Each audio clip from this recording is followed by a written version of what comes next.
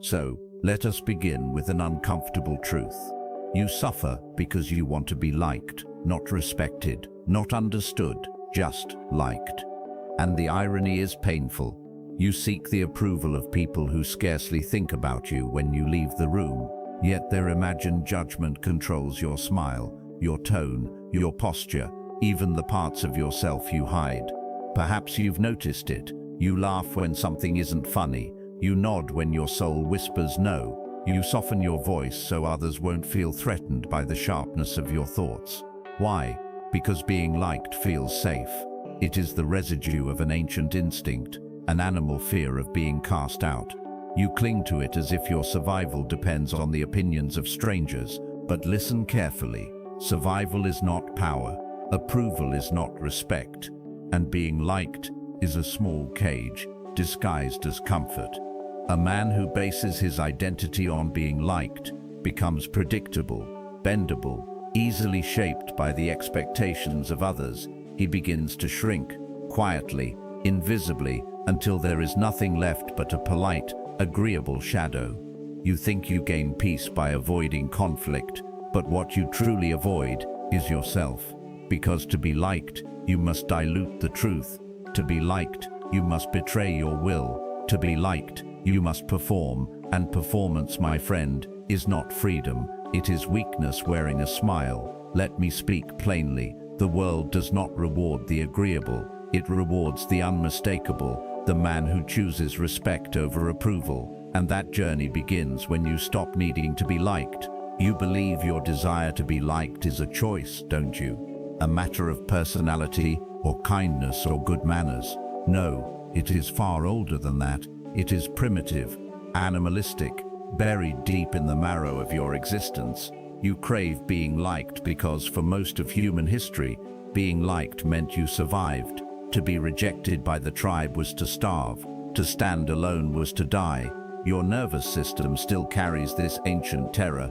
So now, in the modern world, every time someone frowns at you, every time a woman ignores your message, every time a friend grows distant, your mind reacts as if a pack of wolves has turned its teeth toward you. You smile when you should speak. You nod when you should disagree. You stay silent when truth burns inside your mouth. Why? Because that frightened little animal inside you whispers, if they dislike me, I will not survive. But here is the darker truth.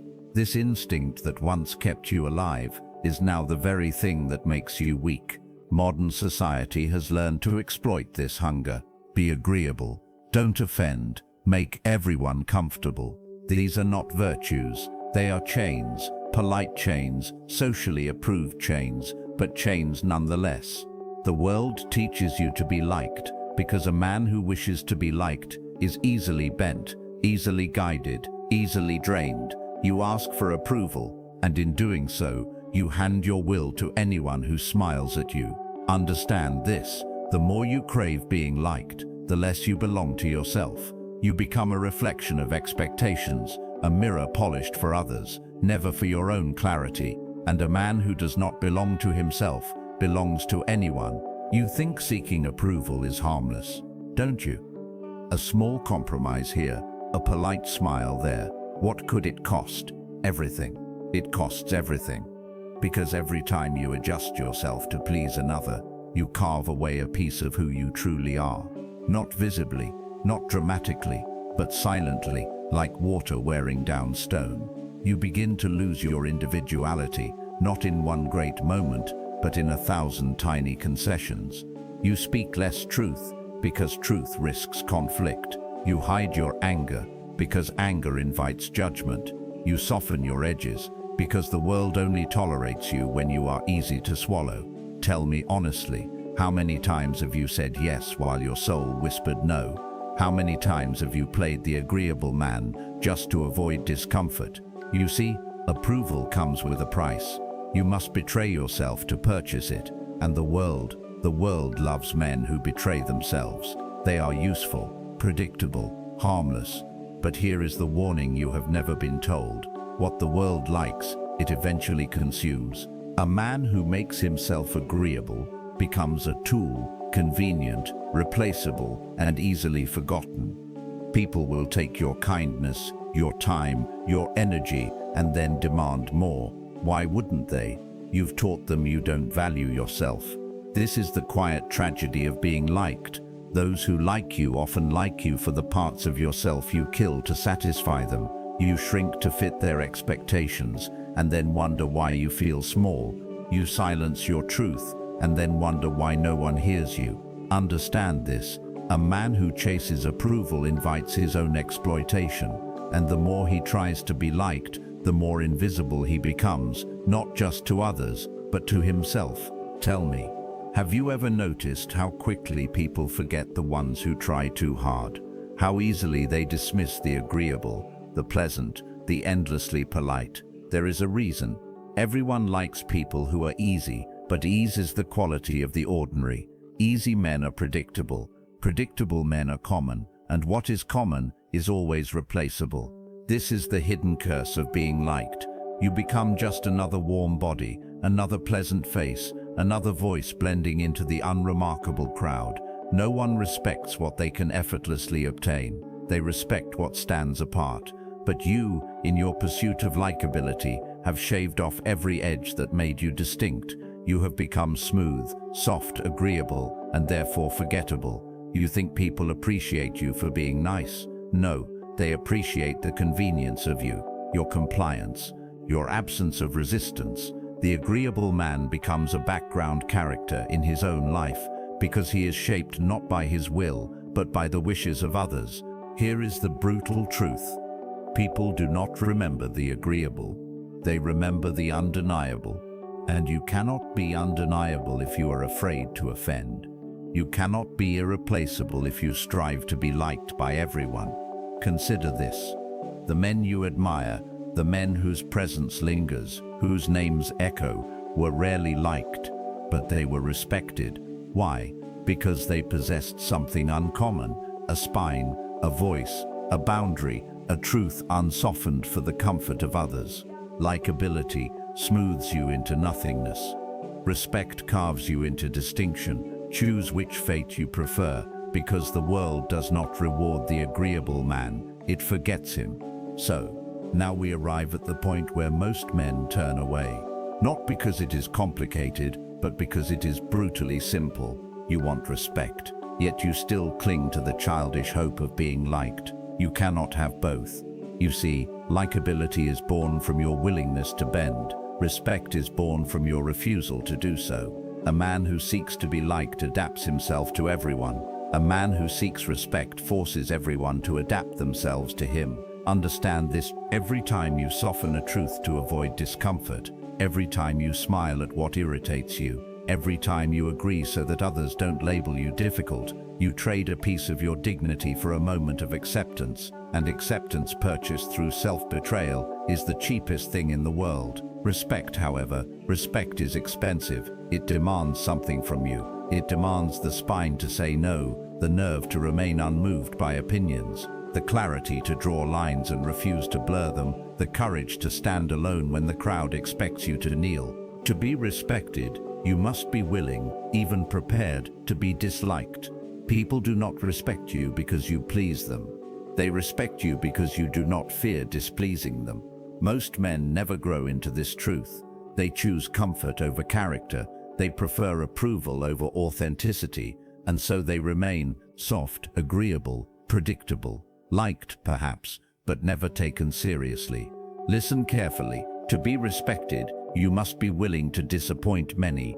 This is the painful threshold. Once you cross it, you stop living as a servant to opinions and begin living as the master of your own will. Respect begins exactly where your need for likability ends. Tell me, have you ever noticed how people suddenly become interested in you the moment you stop chasing their interest? Of course you have. Perhaps you dismissed it as coincidence. It wasn't. It was indifference, the first and most misunderstood form of power. You see, the world is built on appetite. Everyone wants something: attention, validation, affection, entertainment, reassurance. Most men spend their lives feeding these appetites, hoping to be liked in return. But the man who does not feed them, the man who appears self-contained, unmoved, becomes strangely irresistible. Why? Because human beings are drawn not to what is available, but to what is unaffected. Indifference signals one thing: you cannot be controlled, and nothing is more attractive or more feared than a man who cannot be controlled. Consider this: when you need nothing from someone, your presence becomes heavier, more defined, more enigmatic. People lean toward you without understanding why. They search your face for emotional cues you refuse to provide. They try to unravel the mystery you never explain. Indifference is not cruelty, it is self-possession. It is the quiet declaration, I belong to myself first. Most men collapse at this point because they cannot stand the discomfort of being misunderstood or unpraised for even a moment. Their insecurities betray them. But you, if you can hold yourself still, if you can remain unmoved by approval or its absence, you will discover a remarkable truth. People value what they cannot easily influence. Schopenhauer once said, "He who needs little cannot be controlled." Understand this, and you unlock the first doorway to respect. Indifference is not the absence of emotion, it is the mastery of it, and that mastery is magnetic. Tell me, why do you talk so much? No, do not answer. I already know. You talk to fill the silence you fear. You talk to convince others you are worthy. You talk to soften the space between you and them so they don't judge you too harshly. But every word you spill without purpose drains you of power. Listen to me carefully now. Silence is authority. Insecurity is verbose. Most men speak because they cannot bear the weight of being unreadable. So they explain themselves, overshare, clarify, justify, hoping others will approve of them. But the man who speaks little, the man who chooses his words as if each one costs him something, creates a tension that others feel in their bones. People cannot predict him, they cannot place him, they cannot measure him, and what cannot be measured is feared. Look at human nature. A silent person forces others to reveal themselves. They fill the space you create with their own anxieties, insecurities, and desires. You learn everything about them, while they learn nothing about you. That is power. Silence sharpens your perception. When you are quiet, your mind is not busy rehearsing your next sentence, it is busy observing the truth of others. I have long said, a man who speaks little thinks sharply, and I will tell you something more. People respect what they do not fully understand. Mystery is a currency, scarcity is desire, presence without noise is presence multiplied. So practice this. Let others speak first. Let others explain themselves. Let others fill the void. You remain still, remain observant, remain silent. For a man who does not rush to speak becomes a man others lean toward, and a man they silently fear. You see, most men do not suffer from a lack of opportunity. They suffer from a lack of boundaries. You allow too much. You tolerate too much. You give too much access to people who have not earned the right to even speak your name, and then you wonder why they do not respect you. Listen carefully. A man without boundaries is like a house without walls. Anyone may enter, and when anyone may enter, no one values the place. Human nature is simple. We do not respect what is freely available. We respect what we must earn. You believe that saying yes makes you kind. No, it makes you predictable, soft and easily shaped. You believe that always being available makes you appreciated. No, it makes you taken for granted. A boundary is not cruelty, it is self-worth, crystallized into behavior. Schopenhauer leans closer. Guard your time as the miser guards his gold, for it is your life itself. If you do not protect your time, your energy, your peace, then others will devour them without hesitation. People are not evil, they are simply self-interested, and if you leave your doors open, they will walk in and take whatever they can. A boundary is a silent declaration, I am not common, and this, my friend, instantly raises your value. Say no without explanation. Withdraw from conversations that drain you. Step back from people who believe they own pieces of you. The moment you stop giving automatic access, people will feel the shift. They will stand straighter in your presence. They will choose their words more carefully. They will treat you with the respect you previously begged for. Because boundaries do not push people away, They filter them, and what remains is worth far more than what was lost. You see, a man alone is not a man lacking company. He is a man who has reclaimed himself, and this, my friend, is why solitude terrifies most people, not because they fear being alone, but because they fear meeting themselves without distractions. But you must understand something the masses never will. Solitude is not emptiness. Solitude is power in its purest, undiluted form. When you walk alone, you move differently. Your eyes sharpen, your mind deepens, your presence grows heavier, quieter, more impenetrable. Crowd-minded men seek validation through noise, applause, and endless company. But the man who chooses solitude emanates a different aura, a kind of quiet, magnetic danger. Schopenhauer's voice lowers. Only crowd-minded men chase approval. Stronger men walk alone. When you step away from people, something unexpected happens. They begin to peer at you with a subtle fear, a curiosity, a reverence. Why? Because solitude suggests self-sufficiency, and nothing is more unsettling or more admirable than a man who needs nothing from anyone. Most men dissolve into their social circles. Their personalities are borrowed, their opinions recycled, their thoughts second-hand. But a man shaped by solitude thinks independently. He speaks with weight. His boundaries are firm because his inner world is firm. People can sense this, even without words. They feel your detachment. They sense your depth.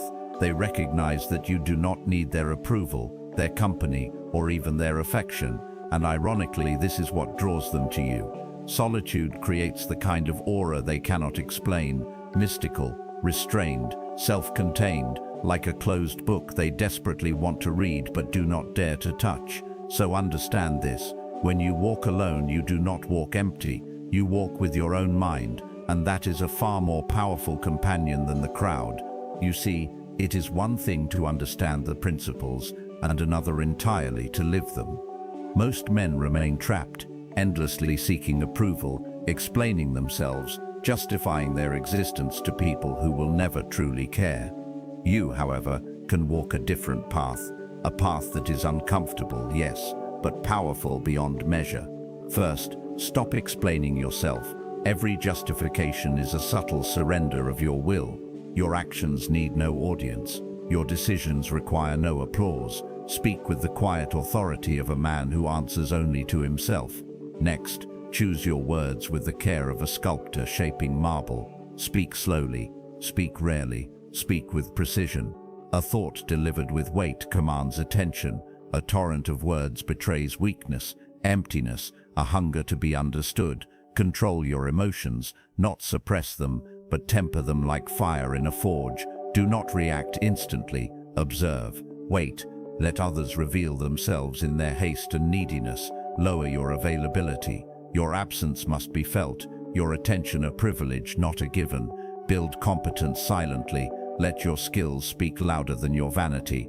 Mastery is magnetic. It attracts respect without your pleading. Prioritize solitude, not isolation, but the cultivation of clarity. A man alone is a man fully present with himself. Accept that you will be misunderstood. Some will resent you for not bending, not smiling on demand, not conforming. Let them. Their judgment is not your burden. Disappoint those who expect compliance. Respect is earned when you refuse to serve the weak whims of others. Guard your time as though it is life itself, for it is. Time wasted in seeking approval is time stolen from your true self. Follow these steps and you will notice the shift. People begin to watch, to listen, to respect silently. They may not like you, they may never like you, but they will honor the weight you carry, the self-possession you embody. And that, my friend, is far more valuable than fleeting affection or hollow smiles. Respect is not given. It is cultivated, projected, and quietly demanded. Respect is ice-cold but life-changing. Now let us speak plainly, without adornment, without pretense. You have walked with me through truths that sting, that chill the marrow, that leave no comfortable corner for self-deception. You have seen the shadows behind the smiles, the emptiness behind approval, the subtle death of your will in the quest to be liked. And here is the truth. The world may like you for your softness, your compliance, your agreeable nature, but it will never obey you for those things. It will not respect the one who bends too easily, who softens at every glance, who fears the flicker of disapproval. Respect is ice cold. Respect does not smile. Respect does not flatter.